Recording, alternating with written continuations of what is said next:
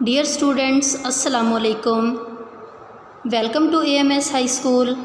आज हम क्लास 1 की मैथ का लेक्चर अटेंड करेंगे।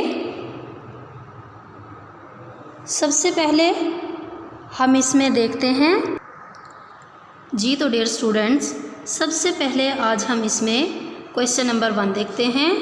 Right in standard form.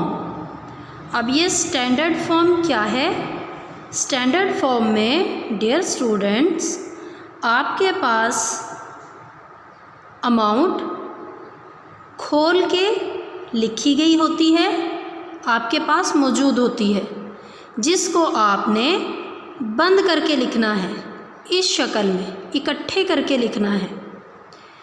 जैसे कि पहली अमाउंट है हमारे पास 295। अब इन तीनों को हमने अलग अलग लिखा हुआ है।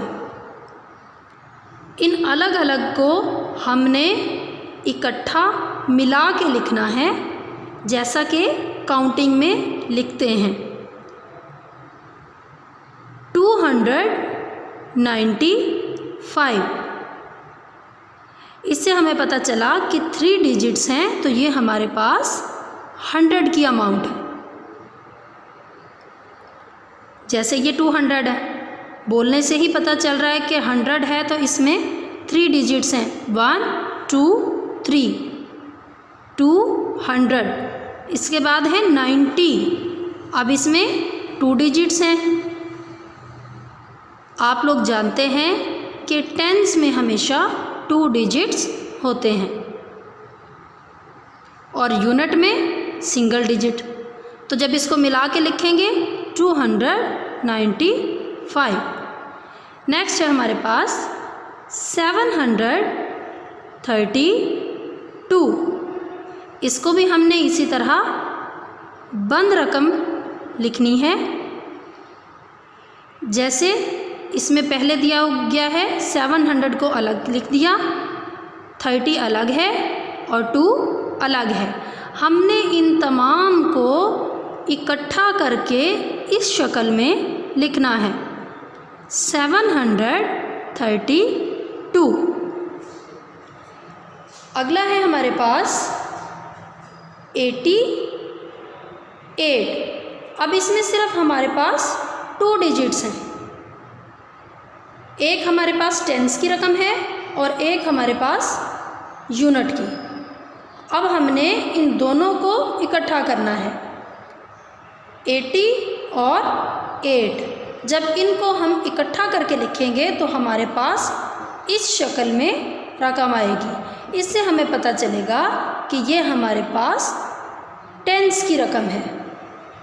टेंस के डिजिट हैं हमारे पास। टेंस में जैसा कि पहले भी आपको बताया कि टेंस में हमेशा 2 डिजिट्स होते हैं। तो यहाँ हमारे पास कितने हैं? अब ये पहले 80 लिखा हुआ था, एक टेंस की 2 रकमें और ये यूनिट की 1। जब हम इनको मिला के लिखेंगे तो 88। नेक्स्ट है 100।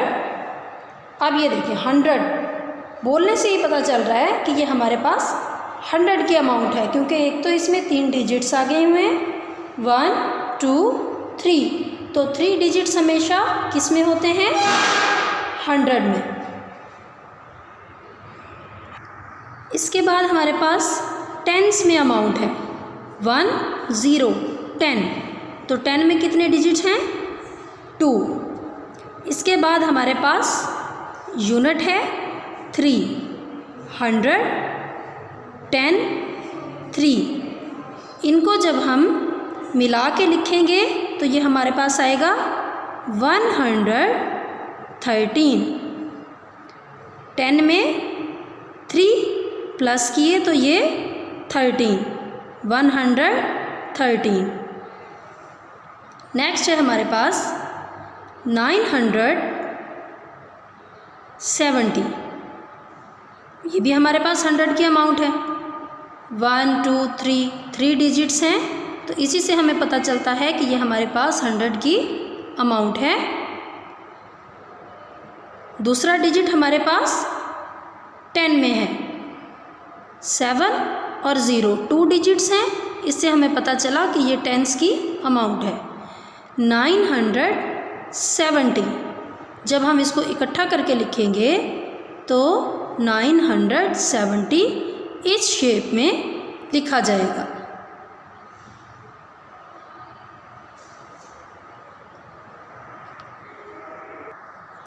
जी तो डियर स्टूडेंट्स, पहले हमने स्टैंडर्ड फॉर्म के बारे में पढ़ा था, अब हम एक्सपेंडेड फॉर्म के बारे में पढ़ेंगे। क्वेश्चन है राइट इन एक्सपेंडेड फॉर्म। अब ये देखें कि पहले जो हमने स्टैंडर्ड फॉर्म में पढ़ा उसमें इस तरह की अमाउंट दी हुई थी, ये वाली अमाउंट ऐसे दी हुई थी, ये पहले सवाल की सूरत में दी थी और हमने आंसर इस शक्ल में देना था, मिलाने वाली शक्ल में जवाब देना था। जबकि एक्सपेंडेड फॉर्म वो है कि आपको मिली हुई रकम मिलेगी, डिजिट्स इकट्ठे मिलेंगे, इनको आपने इस तरह से खोल के लिखना है। जैसे 335। अब ये कैसे पता चले कि ये 100 है? इसके लिए आपको पता होना चाहिए कि 100 में हमेशा 3 डिजिट्स आते हैं। तो ये कितने डिजिट्स हैं? 1 2 3। तो इसी से पता चलता है कि ये हमारे पास 100 की अमाउंट है। इसके बाद हमारे पास क्या है? 35। तो 35 से पता चल रहा है कि ये हमारे पास टेंस की अमाउंट है। अब ये 30 को हम अलग से लिखेंगे और 5 हमारे पास यूनिट का है। तो मुकम्मल जो हमारे पास बना वो है 335। इसको जब खोल के लिखेंगे तो सबसे पहले जो 3 है ये हमें पता होना चाहिए कि ये हमारे पास 100 का है। 300। इसके बाद 30 को खोल के लिखेंगे 30 और 5 हमारे पास यूनिट का है। तो रकम क्या बनी हमारे पास? 335। बस इसी चीज़ को जहन में रखें कि हमने इस रकम को, इन डिजिट्स को खोल के आगे लिखना है। नेक्स्ट हमारे पास है 72। अब 72 कितने डिजिट्स हैं इसमें? 1 2। तो 2 डिजिट्स किस में होते हैं? टेंस में। ये चीज़ हमेशा अपने जहन में रखें कि टेंस में हमेशा 2 डिजिट आएंगे। तो जिस वक्त आप इनको खोल के लिखेंगे तो यहाँ पे हमारे पास 2 डिजिट मौजूद होने चाहिए। 7 के साथ 0 आ जाएगा, 70 का 0 7 0 70 और ये यूनिट का हमारे पास 2। इसको अलग से लिख देंगे तो ये हमारे पास खोल के जो रकम आई है वो क्या है? 72। अगली अमाउंट है हमारे पास 691। फिर से कितने डिजिट्स हैं? 3 1 2 3। तो 3 डिजिट्स किस में होते हैं? 100 में। 100 में हमेशा 3 डिजिट्स हैं। तो जब हम खोल के लिखेंगे इसको तो सबसे पहले क्या है हमारे पास? 600। अगले 2 डिजिट्स को हम नहीं देखेंगे, पहले 600 कंप्लीट लिखेंगे। 600 600। ये हमारे पास 3 डिजिट्स मुकम्मल हो गए। इसके बाद है 9 हमारे पास है टेंस का 90। तो इसमें कितने डिजिट आने चाहिए? तो 90 का 90 और यूनिट का 1 691। नेक्स्ट हमारे पास अमाउंट है 450।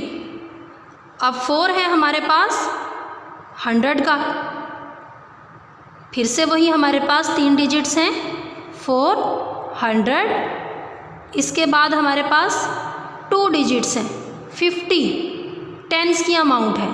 यहाँ पे बेटा आप लोग गौर करें कि हमारे पास आगे यूनिट की अमाउंट नहीं है 450, तो इसको जब लिखेंगे 400, इसके 3 डिजिट्स 400 को खोल के लिख दिया। इसके बाद हमारे पास सिर्फ क्या बचता है 50, उस 50 को हम इसी तरह यहाँ पे लिख देंगे, तो हमारी अमाउंट मुकम्मल हुई 450। आगे है हमारे पास 247, फिर से हमारे पास 3 डिजिट्स हैं यानी 100 की अमाउंट है। तो इसमें सबसे पहले देखेंगे 2 को, 200 खोल के लिख दिया। इसके बाद है हमारे पास 40 का 4, तो 40 का 40 लिख देंगे, और यूनिट का हमारे पास है 7 का 7 लिख देंगे। 247। इसका बेटा एक और सिंपल तरीका है कि जब आप ये डिजिट्स देखते हैं, जैसे लिखा हुआ है 335, इस बात का ध्यान रख लें कि पहला डिजिट लिखने के बाद आगे जितने डिजिट आपके पास मौजूद हैं उतने वहाँ पे 0 लगा दें, तो आपको पता चल जाएगा कि ये हमारे पास 100 की अमाउंट है या टेंस की। अब जैसे पहला 3 है, इसके बाद कितने डिजिट्स हैं 2, तो कितने डिजिट कितने 0 आएंगे 1 2, 3 लिख दिया, और कितने 0 2, 3 1 2, 2 0 आ गए, तो क्या बन गया 300। इसी तरह अगला डिजिट है 30, और उसके आगे कितने डिजिट हैं 1, तो कितने 0 लगाएंगे 3 को लिखेंगे, और 0 कितने लगेंगे 1, 3 0 30। इसके बाद है हमारे पास 5, यूनिट का 5, इसके बाद कुछ नहीं है, तो हम 5 के बाद किसी किस्म का कोई 0 नहीं लगाएंगे, सिर्फ 5 लिख देंगे। तो इस तरह भी हमारे पास कंप्लीट रकम आ जाती है 335। अगला है हमारे पास 72। अब 7 के बाद कितने डिजिट हैं 1, तो 7 लिखें और 1 0 साथ लगा दें, तो इससे हमारे पास क्या बन गया 70। इसी तरह आगे 2 है, 2 के बाद किसी किस्म का कोई डिजिट नहीं है, तो ये हमारे पास सिंगल है, इसको सिंगल इसी तरह लिख देंगे, तो ये हमारे पास यूनिट की रकम है। इसी तरह बाकी को देखेंगे 691, 6 लिखा, उसके सामने 2 0 आ गए, आगे कितनी अमाउंट्स हैं 1 2, तो यहाँ पे कितने 0 आ गए 1 2, 600। इसी तरह 90 के बाद 9 के बाद कितने डिजिट हैं 1, 9 लिख दिया, और इसके बाद 0 कितने ऐड हुए 1, तो क्या बन गया 90, और यूनिट इसी तरह आ गया। इसी तरह बेटा बाकी दोनों हैं। आपने इन्हीं चीज़ों को मद्देनज़र रखते हुए अपने बाकी तमाम क्वेश्चंस भी सॉल्व करने हैं।